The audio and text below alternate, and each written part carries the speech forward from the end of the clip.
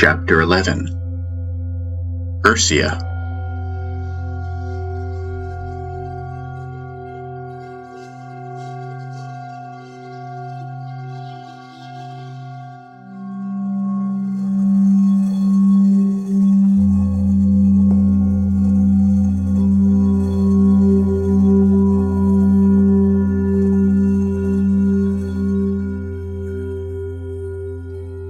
I traveled east for a great distance, rode to both eastern cities but saw no sign of Master Paen.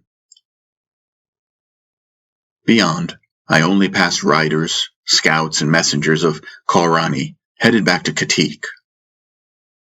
I rode Nanui for 4 days until I reached the eastern foothills where not many traveled. It was quiet, and as I pushed on, the jungle became so thick that I had to cleave through it with Mabarata. I then traveled upward, higher into the hills. Once in open ground, I set up camp and ate the remaining dry meat I carried. At sunset, I started a campfire, Nanui, quietly nearby. Haunted by those I killed, I buried my face into my hands and wept for their forgiveness. I fell asleep, and in the morning I pushed onward. Where was Master Paen? I have expected to see him each time I asked, but I searched to no avail. Instead, Nanui and I traveled higher into the mountains, and I knew I would be entering the eastern fringes of Mayak territories. I didn't care. It only grew quieter as I traveled, attracted to go beyond where Nanui was pointed.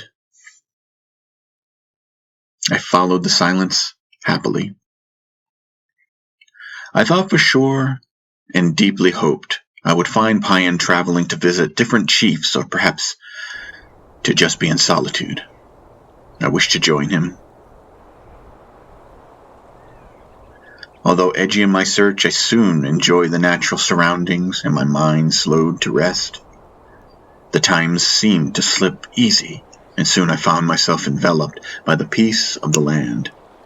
No culturally infected aspect of mine superimposed over it. We came to a gentle stream and followed its course for some time until the sound of a waterfall could be heard through a thick patch of trees ahead. I thought it might be a good place to fish and spend the night. Nanui and I pressed through the trees and passed a gateway of moss-covered boulders. We entered a nicely shaded area, in the center of which was a small lake being fed by a waterfall.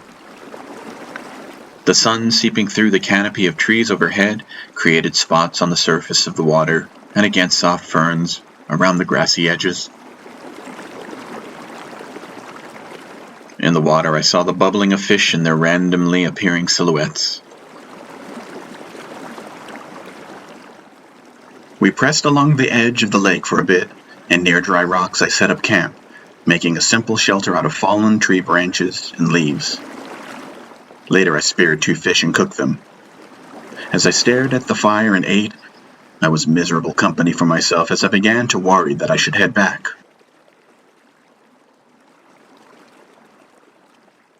Then, feeling drowsy and full, I decided to leave my decision until the morning. I disappeared into dream.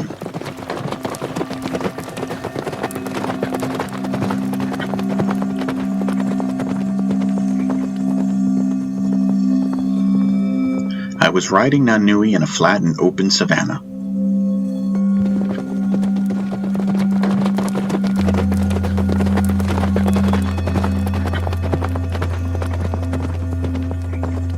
There was red, cracked mud all around.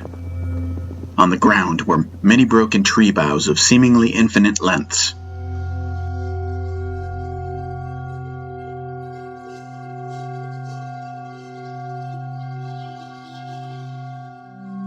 I followed them to where the single tree trunk stood. It was several hundred feet tall.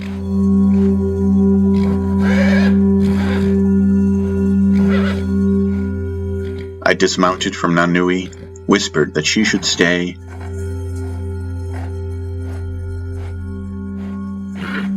and then intuitively walked into the dead tree.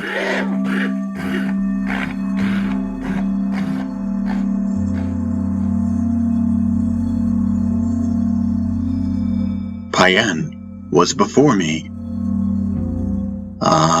Jeshibian. Finally some focus. You found me. Mahabharata beamed brightly. I was beginning to wonder if you'd dream of me again. He laughed, but seemed disappointed in me. Why did you go? I asked. Paen only chuckled and began to look at me the way he did my brother, as if I were insincere. I don't understand. I'm so confused, I said. Yes, confused and in pain. You're worried, afraid, threatened, and depressed. Is that all you ever have to give me? A report of your condition? Is it all you ever notice? You give me your troubles, and what I give you, you seem to treat so casually.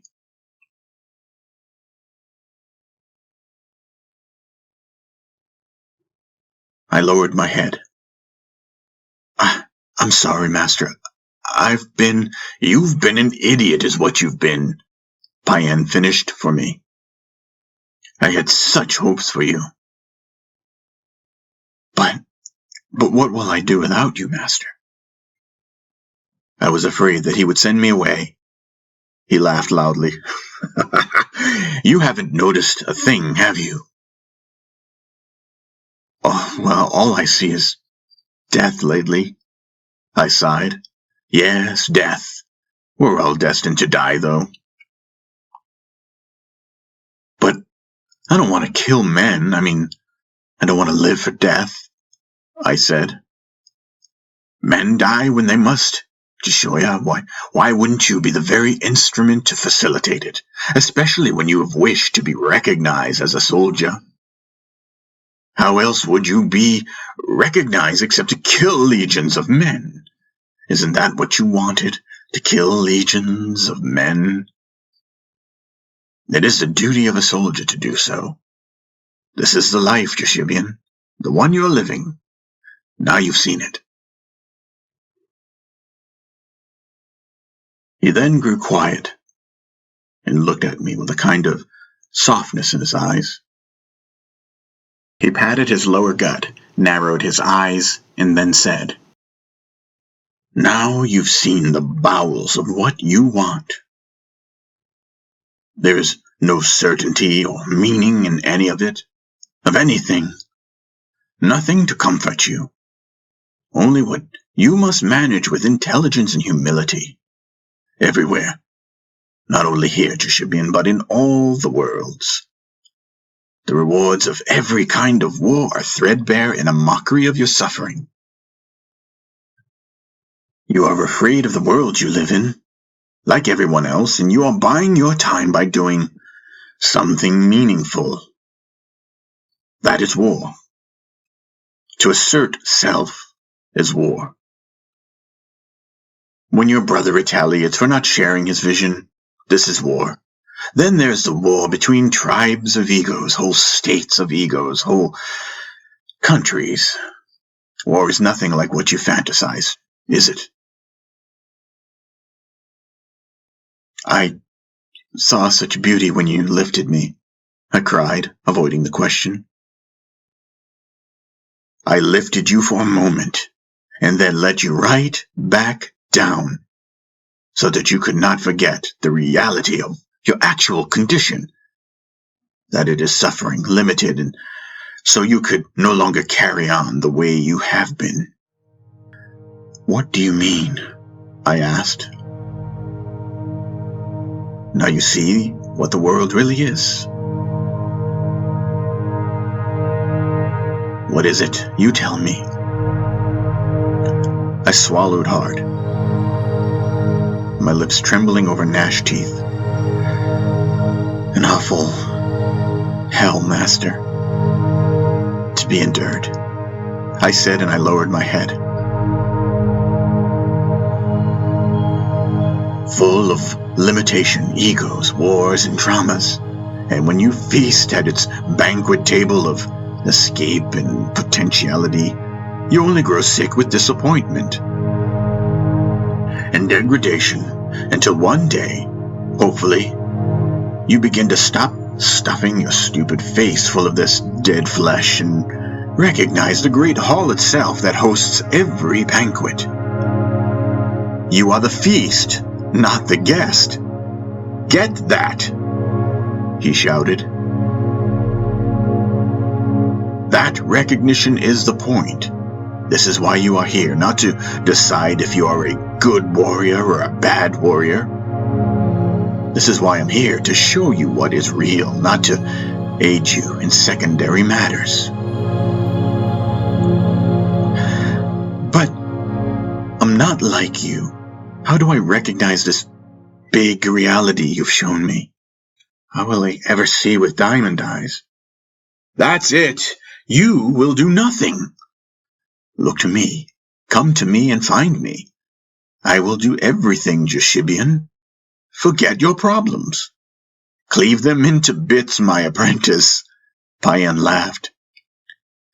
He looked deeply into me, and I looked back in his return. The knots in my center seemed to loosen, and I felt myself focused. He did this. I could only want him, need him, look to him like he said. By calling my name as you did, to find me everywhere, on every world, as you are doing now, in this dream.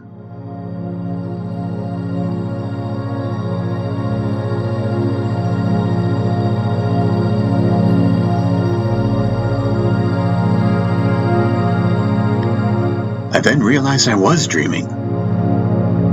I looked around me, shocked to realize it. The place we were at was nothing like any place I could remember. It was a strange rocky place with a purple sky and rolling seas. It was the strangest place I had ever seen. I looked up into the sky and noticed there were 2 pale moons. A large beast with wings like a bat's flew over the street horizon in the distance. It was exquisite. Should I go back to the war? I asked. It doesn't matter. Remember, Paen began. Keep Mahabharata as long as I want, I know. And do not worry. When will I see you again in the flesh? I asked. The master laughed, winked at me, and then disappeared. In time, he said. I stepped out of the tree, back into the savannah, and rode back to where my body lay asleep. I awoke, happy. After a small breakfast of more fish, I decided that I would return home after one more day. I would face my family, perhaps face being dishonored, whipped, stripped of rank, or simply return to the fight. It didn't matter. Nanui and I pushed further up the lake to where we could see steam rising not far from the waterfall. Perhaps there was a hot spring in that direction, I thought, and the idea of a hot bath sounded good. It was noticeably colder at this elevation, and with the winter fast approaching, a hot spring seemed inviting to me. Once there, I tested the temperature. It was hot, but not boiling. I stripped and placed my clothes, leather armor, and skins onto some nearby flat rocks. Once in, I unfolded, closing my eyes. After a long time, I awakened. I opened my eyes to the sound of a voice in the distance. I could see in the waterfall above me a figure beneath its downpour, gasping at the frigid temperature. It was a woman. Not knowing if she was alone, I thought it best for me to leave without being discovered. I moved to get out of the hot water when I was captured by the woman's form, curvaceous and beautiful. I stirred inside, paralyzed by the sting of desire. She then disappeared beyond the ledge.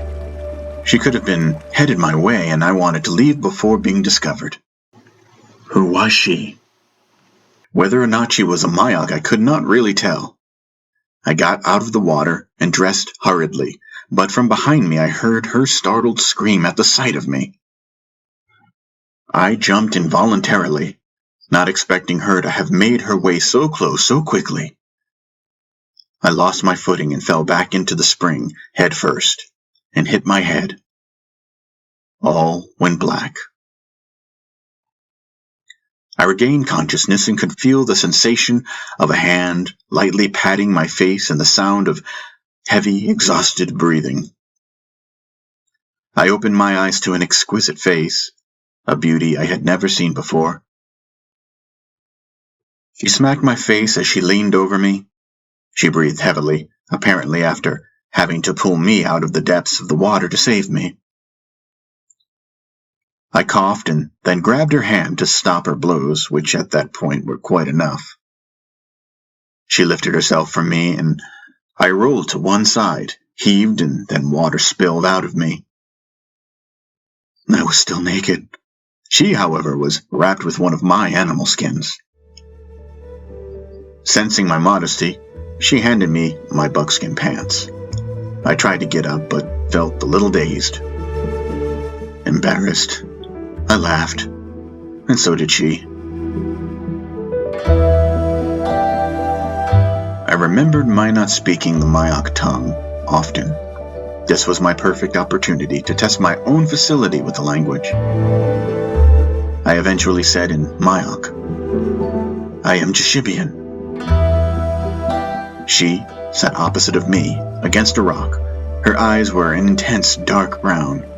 Her hair was short and twisted into small dreadlocks, some wildly sticking straight up. "Jeshibian?" she said. She seemed worried as she looked at Mahabharata leaning against the rocks. She looked about herself with sudden fear. I'm alone," I said, hoping I used the correct words. "Thank you for, not letting me drown." "You are alone?" she said, obviously not trusting me. "Yes, the war. I ran away," I said, stammering in my explanation of myself. She just looked at me oddly, then at Mahabharata. It seemed as if she was hoping she did the right thing in saving my life. She could have let me drown and she would have been fine, but she didn't, even after seeing my Khoorlrhani garb, emblazoned with the twin lightning bolts of the great city of Arkaya. "You are sure?" she said in my language, her eyes narrowing. Her face betrayed a certain desperate need to trust someone, intimating that she had been lied to too many times. "I'm telling the truth. I don't intend to harm anyone." I motioned for her to take my sword. She seemed to grow calm, only taking a step nearer to Mahabharata, but with no real interest in taking it. "Are there Mayak?" I asked, worried now for my own safety. She lit into a grin and said, "No one comes here. Only me." She then rose, wrapped in my wolfskins, and disappeared around the ledge. My head now clear, I got up. "Wait," I said. "Who are you?" I dressed, and as I pulled my fur boots on, she reappeared wearing her own clothes, a thick beige fur robe with a sash and her own thick fur boots. "Ursya," she said, and she handed me my wolfskin. "Ursya," I repeated.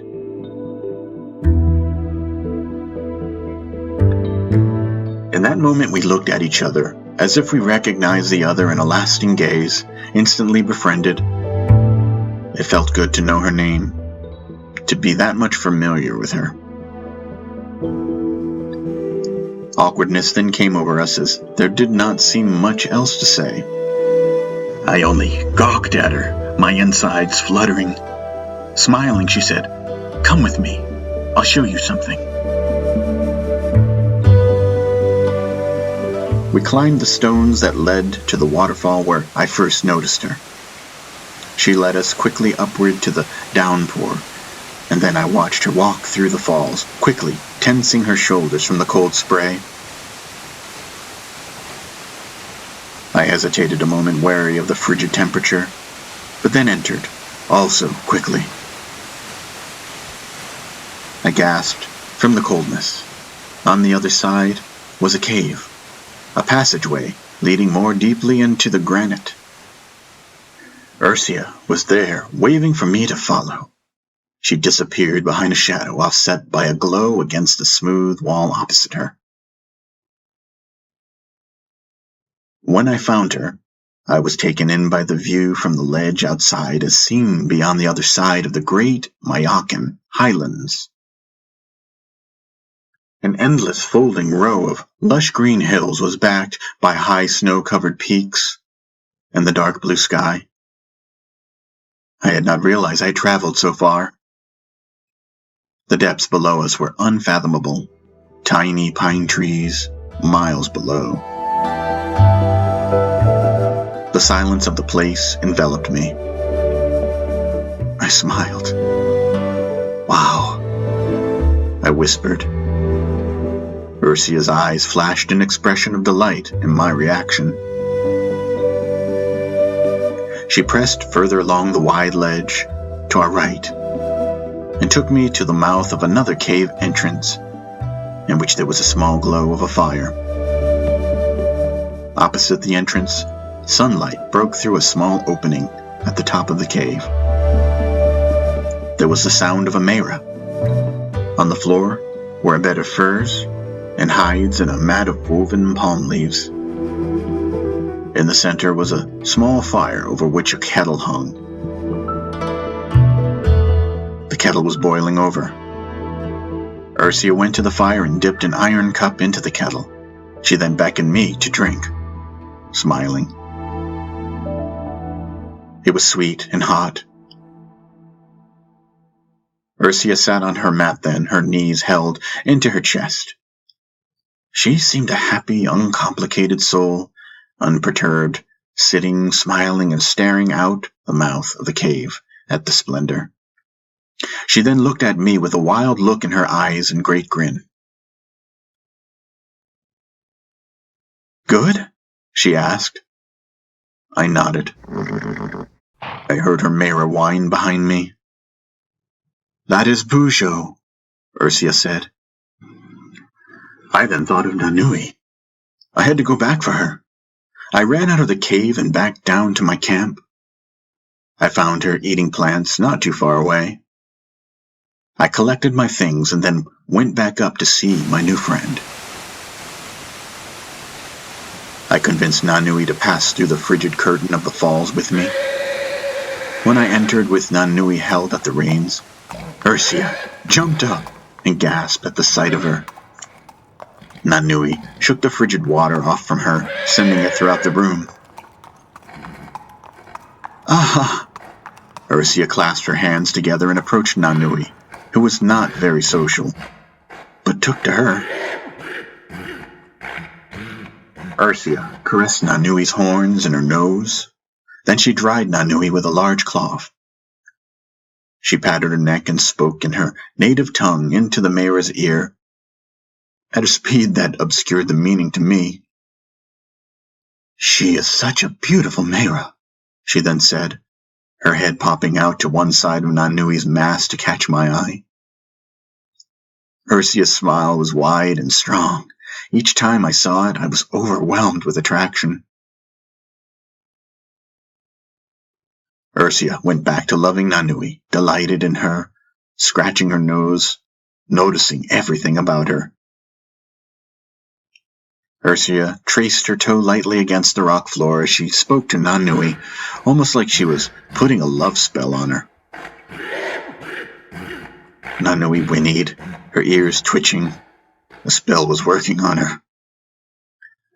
Nanui took fruit from Ursya's open palm and then licked the hand gratefully, won over. I may have even become jealous at one point as Ursya seemed to steal my companion. I was convinced that she was the most charming girl I had ever met. She obviously had a naturally creative soul, and though I did not realize it then, I instantly fell in love with her. I would have given Nanui to her if she had asked. Ursya took Nanui's reins from me, and Nanui bobbed her head and trotted in Ursya's direction. The moment I stepped foot in her home, I apparently was done for. She brought Nanui over to where I could hear Bujo demanding to know who the company was. I followed. Bujo was a slender, white, horned albino, uncannily similar to Kwanan, the master's animal. He had large gray eyes, and his horns were big and curled with deep, dark ridges. His mane and tail were yellow, almost gold. Bujo approached me, not shy at all. I patted his nose and stroked the side of his strong neck. He was very affectionate. Ursya handed me a fruit, and I fed it to him. "This is Jeshibian, Bujo, and this is Nanui," Ursya whispered to him. Her Khoorhani, though, charming, not very good. "They are our new friends. They are Khoorhani, but we don't care, do we?" I laughed at her take on things. Later, we sat on the ledge outside. We cooked and ate the remaining fish I had caught earlier in the morning. "Why are you here, Jeshibian?" Ursya asked me.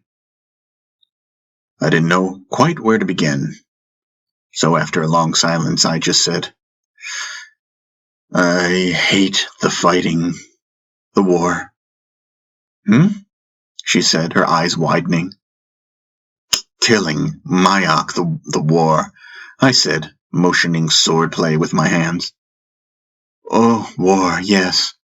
Mayak are stupid," she said, waving her hand at the mountains. I laughed. "Khoorhani are stupid too," I said, agreeing. She took a bite of fish, swallowed it. She then held up 2 fingers, joined them together, and her breathy voice said, "There should be one great clan." I then remembered the master's story and nodded.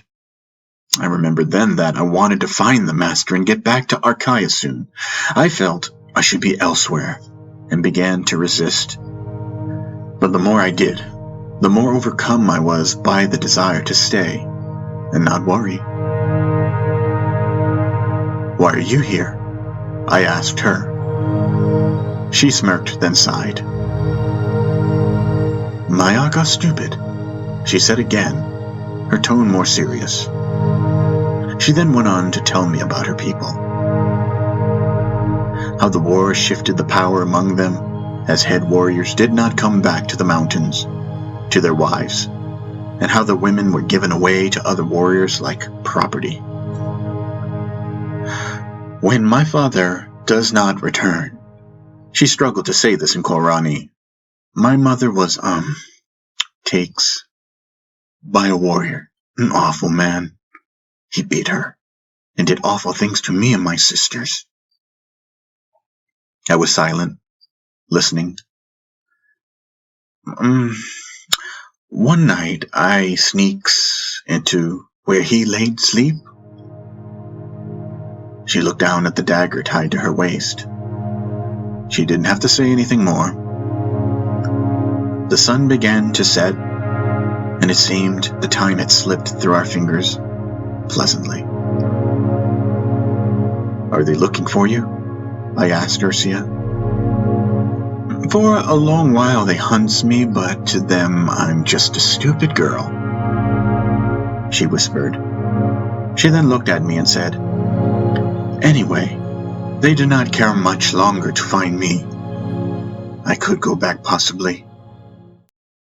There's so many groups of us now, I don't want to go though." "Could Unad protect you?" I asked a stupid question, I thought the moment it slipped past my lips. Ursya threw back her head and laughed. Unat! He would feed his own flesh and blood to his dogs. What do you know about Chief Unat Mayata? I recalled in my blushing. Only what my father and the master told me. Ursya then cocked her head to one side and sipped from her iron cup. She passed it to me. Master? She asked. I told her his name and she smiled. She obviously knew of him, her grin unmistakable proof. I then shuddered inside. I had all forgotten myself in Ursya's company. I was reluctant to say more. She pressed me with her eyes. She glanced about my face and looked at me with sharp, perceptive eyes, putting it all together, and guessed. You are a noble family. She pointed at Mahabharata, which was now bound to Nanui's back. I smirked. I knew. Nanui has told me, she teased me, and I was baffled by her powers of observation. She shook a finger at me. So, you are now my hostage. Nanui! She yelled, and Nanui snorted. Go back and tell Ta. Give the Mayak girl gold, or else. I laughed hysterically. I then noticed the sun sinking fast, and in remembering that I intended to head back to Arkaya this very day, I thought that I should take my leave. I rose, bowed her and said, If I go now, I'll be able to make it beyond the thick. Ursya seemed utterly shocked by that statement, and she seemed almost hurt. She glanced about her. Why go back? She said matter-of-factly. You can stay here. My shyness got the best of me as I did not know what to say, and so I only stood, stunned. Ursya glanced back to the interiors of her quarters, looked back at me and smiled almost questioningly. It then seemed obvious to her, as if she again put it all together. I had no experience with women whatsoever. I had not realized I was being seduced until the very moment she placed her hand in mine and she pulled me close to her. No, stay with me, hostage.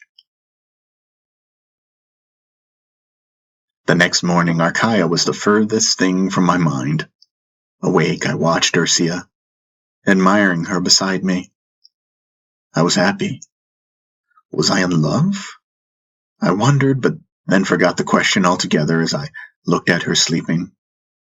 Suffice it to say, I did not leave. In fact, Ursya and I kept each other warm for the remainder of the winter. We spent our mornings hunting for food in the forest, our afternoons preparing it and tending to the cave, and our evenings wrapped in each other's arms beneath warm hides.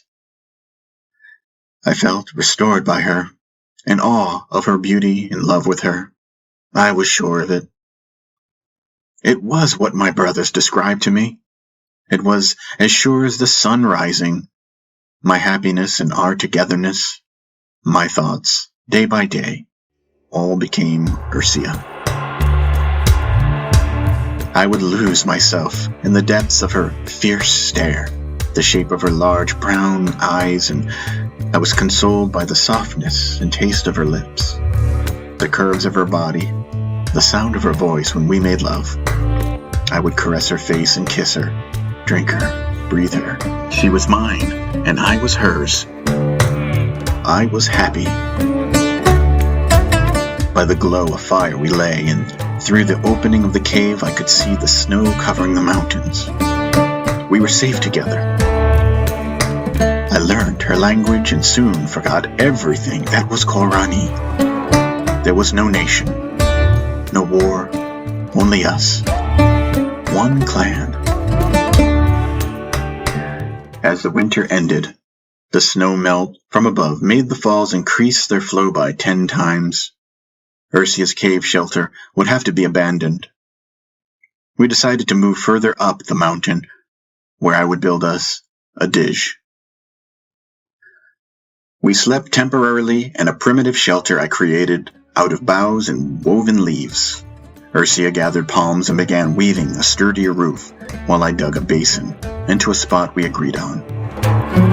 I then mixed the clay as I was shown back in my days in Arkaya. It was the first structure I built by myself. The last one I built, Seleth, Kuba, and Dalle helped. Our new home turned out fine though, large enough for our things and good enough to withstand the imminent spring rain. Our days were spent improving it. Ursya was a splendid hunter. She would often go together, and she was not only enthusiastic, but, I would have to admit, a better hunter than me. She was a natural. Her instincts were solid. Though her archery was something to be desired, she would lead. I would shoot. I would then skin and clean, and she would cook. We would switch sometimes. I taught her to be a better shot with her bow. I placed a target against a tree and showed her what my brother Dalle taught me. Dalle never missed. In our adventures together, he refined my technique to set up, to breathe, to hold, to release. I did this for Ursya. She learned and quickly surpassed me. More breath first, Jeshibian. She would criticize me now, and I'd roll my eyes at her. Of course, then she would be the one who brought home the meat. We were a good team, though. One day while hunting, we split up. I went a few miles upward with Nanui, hoping to spear an elk or deer. Meat was hard to come by that month. I found some tracks in the mud and tied Nanui. Then I followed them. I pushed through brush to see a pair of deer. I started to hurl my spear when I heard an ominous growl behind me. It was a Manju tiger, following the same game. It hissed at me, and I froze.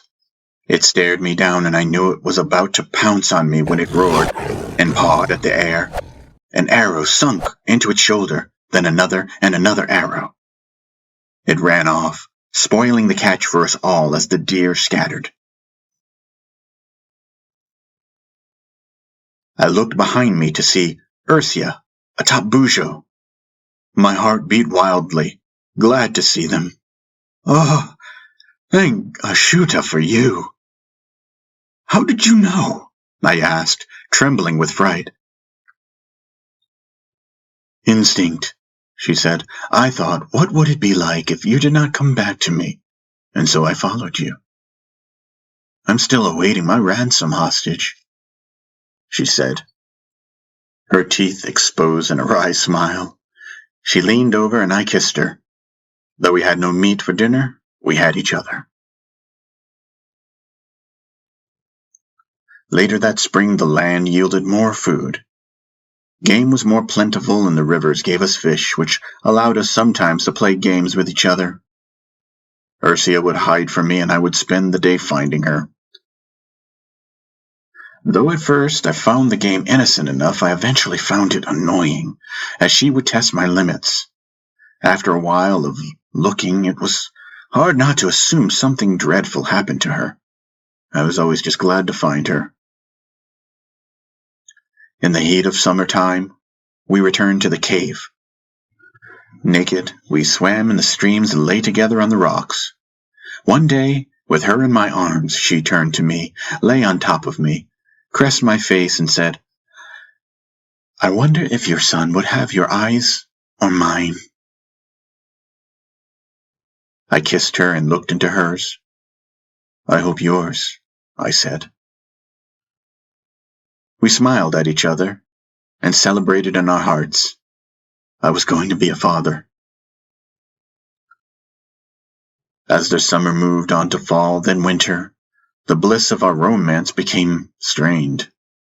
The doubt that I was all too familiar with began to descend upon me, and I grew restless, as if trouble was sure to come. Surely this pleasurable simplicity would pass, I thought, as if trying to brace for its impact. How would I manage it? Why couldn't I simply enjoy this time together, detached from the knot that was forming again in my breast? Why did it constantly return, this dark foreboding, this hook in my heart? I then wondered if what I was doing was right, and I began to fear that it was not, or that this bliss would soon end. I began to dream of Archaea then, of my brothers and of Master Paen. What kind of life would there be without the Master? Would I ever know his secret? Was this play of Ursya and I more of my feasting at the banquet? I felt compelled to rise from the table and flee. I would awaken, no longer free as before, but with a problem to solve, a riddle to answer. I kissed Ursya and asked her, "Perhaps we should travel to Archaea." Ursya turned, her eyebrow arched strangely as she inquired, "Why go back to that place? I don't want to go there," she said flatly. "Do you not feel solitary here? I mean, what if I were to die? How will you—" "Oh, shh," she said, a finger over my lips. "If you die, I will be heartbroken, but I will take care of our child. Nature will take its course. We all die, right?" she said. She was always present. She did not wander to the future or her past. I did my best to forget my troubles with her by my side, as I put all my stock in our land and made my worries into small items hidden away beneath the carpet of my consciousness, making our new life work. I did not worry, and I knew deeply that I would again see the Master in time. In the fall, Ursya's belly grew. She still rode and still hunted with me in the forest, and we still played our games in the thick wonderland of the mountain. I would catch her, and we would roll about, laughing. Then I had a frightening dream. I dreamt one evening that Ursya and I sat against a rock. Somehow, we could see the city of Archaea in the distance, the glow of torches beneath the starry night sky. It seemed to beam with happiness, and somehow the Mayank and Khoorhani had come to know peace after all the fighting. Torchlight marked where riders descended the northernmost mountains and entered my father's great fence. My love and I decided that we would return to live among my people. Then suddenly, a fireball fell from the sky. It was large, white in the center, and seemed to move with will, bending along a deliberate path as it flew over our heads. As it passed, it roared so loud that we covered our heads. Then it plummeted, big as the sun, into the center of Archaea, and the land was consumed in a great fire. The heat of it singed us. I looked over at Ursya at the terror in her eyes. I looked down and noticed she was bleeding. She held her belly, as if she were in pain. I awoke shaken and covered with sweat. Though she soothed me, I could not forget that dream. The winter again, Ursya was large. In a few months she would be ready to give birth to our child. I did most everything, but she protested. She was strong. She insisted. We rode out together one morning, intending to hunt mountain deer that Ursya intuited were nearby. We found tracks. Tied Nanui and Bujo, and armed with full quivers and bows, struck out under a calming snow flurry. We quietly followed the tracks. Then, seeing the herd was divided, we agreed to split up. Ursya went uphill, and I went downhill. We agreed to return to the Meras after 1 hour. "Be careful, Ursya, please. No games. I said, trying to temper her mischievous side. She only laughed at me, kissed my cheek, and then trudged off. I watched her beautiful form, the kettle of her belly, her sinewy strong legs carrying her as she crunched the snow with her fur boots. The wind gracefully played with the small feather that dangled from her earlobe, and as I watched her form from behind, she disappeared beneath a mound of snow. I found a small herd of the deer gazing by a small opening. I crawled in the snow to them, got close enough and without being noticed, got off a shot, striking one between the ribs. It ran and the others scattered. The deer eventually fell, struggling until I finished it off with my dagger. It not being too heavy, I slung it over my shoulders and headed back. Thank the goddess. Nice and quick, I thought. It had seemed that somehow good fortune had been coming our way. Knowing that Ursya would be both pleased and miffed that I captured some meat, I hurried back to wait for her and gloat. When I got back, I found only Nanui. Bujo was gone. An uneasy feeling came over me, a pinch in my gut. I traced Ursya's tracks from where Bujo was last tied, and I saw that his tracks ran downhill to where I started to hunt. The snow had covered my tracks sufficiently, which would explain her not finding me. I tied the deer to Nanui's flanks, mounted her, and was off after Ursya. I said, no games, woman, I cursed. The tracks went further south, deeper into a valley. Then my heart stopped at the sight of other tracks, 3 other Mayras. They were pursuing her. I again snapped Nanui's reins. I then saw spots of blood in the snow. This was definitely not a game. The tracks led to a grove of trees. I saw them, 3 Mayra men and my Ursya. One was on top of her, struggling to pin her down. I rode furiously to them. I broke past the other 2, whose attention was on the struggle taking place on the ground, and I flung myself onto Ursya's attacker. We rolled in the snow, and a savagery was awakened in me that blinded me as my dagger was about to plunge itself into the heart of another faceless man. It's Jeshibian! I heard. A familiar voice exclaimed from behind me. I hesitated, then Steleth, the man I was on top of, smacked the side of my head. My ear rang with the blow, and then Steleth punched me. He grabbed my attacking hand and managed to throw me off him. He was a good fighter. I still did not recognize him at heart, my nerves overcharged, and I was only ready to kill him. He came at me, and I cut his side and whirled the opposite direction to deliver the handle end of my knife to the back of his head. He fell. I saw Ursya in the snow, bleeding, crawling deeper into the grove to get away. She was hurt.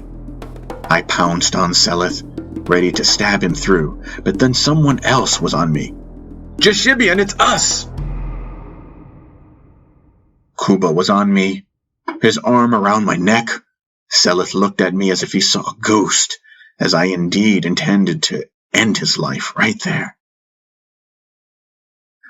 Steleth saw it in my eyes, a metamorphosis in that moment, all familiarity forgotten. In that moment, he was Khoorhran and I was my Akti. I, his own brother, would devour him. I would defend my wife. I would kill him. And as I felt this, I heard Dalle yelling to me, "It's us! Your brothers, Jeshibian!" The words and dialect were foreign to me. I did not hear. I only saw Ursya go to Bujo. Her nose was bleeding and she trembled. She looked at me. She gripped her side. "Run!" I gasped in her tongue. I was no longer Khoorhani. My brothers could not believe it. I fought in a frenzy I would not submit. Ursya removed her spear from Bujo's side, but she was too weak to help me. Echoa! Run! I gasped to her as I struggled. My knife hand again found its freedom, and I plunged the dagger into Seleth's shoulder. He howled and growled. Then Kuba tightened his grip around my neck, and air was denied to me. Ursya was crying, angry. I could see her in the shadows of the trees. She would fight for me. I knew it. She held the spear, gripped it, but her throwing arm seemed limp in some way. My eye sought hers from across the expanse between us. In my heart I begged her, Run, Echoa! Then she mounted Bujo and turned him into the woods. I fought, but Kuba's arms held me still. Don't let her get away, Seleth said. She will bring the others. Then, in the snow, I saw the shadow of Darlian standing behind me. I saw the shadow of an arrowhead against the clear edges of silvery whiteness. I saw the shadow pull back the double string of the bow, breathe in, and then before I could remember the words in my tongue, Let her go! We are alone! Dar, no, please! I saw a hand drown out the light, felt something over my eyes, felt a blow to my head, and then heard in the distance the sound of Bujo's hooves riding off, and the awful gasp of my lover as the arrow struck her squarely. The sound of hooves continued. I strained against all the force to subdue me, and growled like a captured animal until I had no more strength.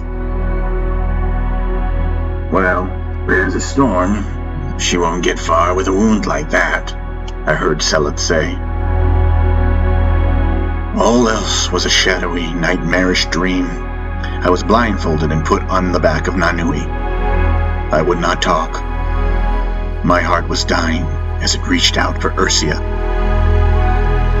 My eyelids were shut tightly against tears, and every ounce of my being called out to her. She was alive. I knew she was alive. I would come for her. I would come for her.